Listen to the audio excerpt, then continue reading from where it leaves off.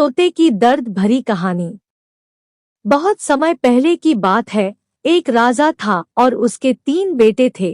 राजा बहुत ही बूढ़ा हो गया था और वह यही चाह रहा था कि कोई उसके गद्दी को संभाल ले। एक दिन राजा ने अपने तीनों बेटों को बुलाकर बोला, आज मैं तुम लोगों को एक काम के लिए बुलाया हूँ। सब लोगों को अपना काम बहुत ही ईमानदारी से करना होगा। राजा के तीनों बेटे संकट में पड़ गए कि अब क्या होगा मेरा।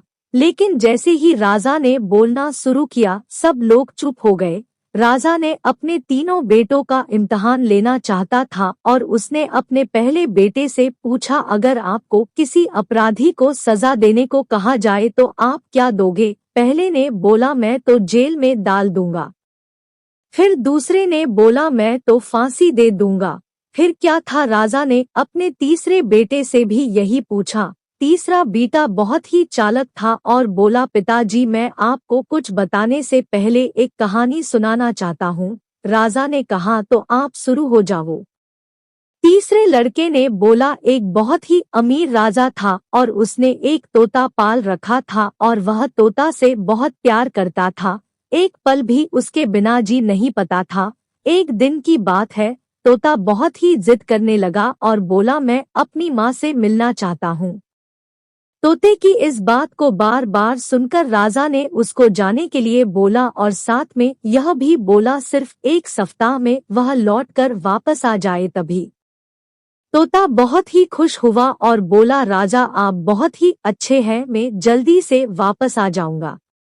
तोता अपनी माँ के पास पहुँच गया और बोला, माँ राजा जी बहुत ही अच्छे हैं, मैं उनका यह एहसान कभी भी नहीं भूलूंगा।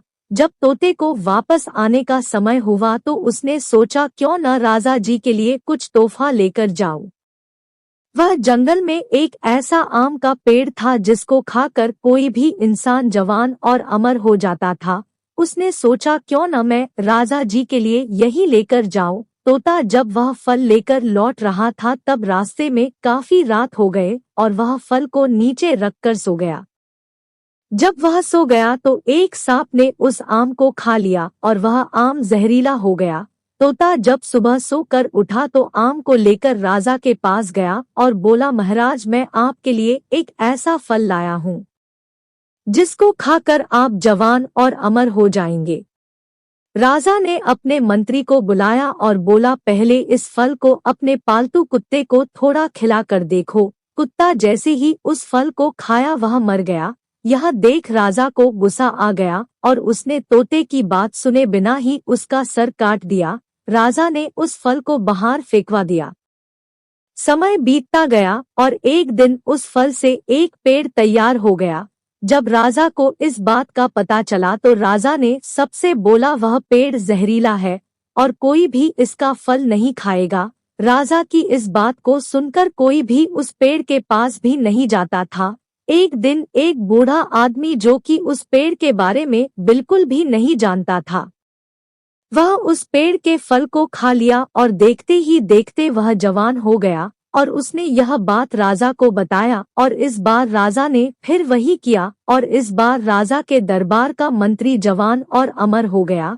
अब क्या था, राजा अपने तोते को याद करके रोने लगा और उसको बहुत ही अफसोस होने लगा। यह कहानी सुनकर राजा ने कहा, फिर तुम क्या करोगे?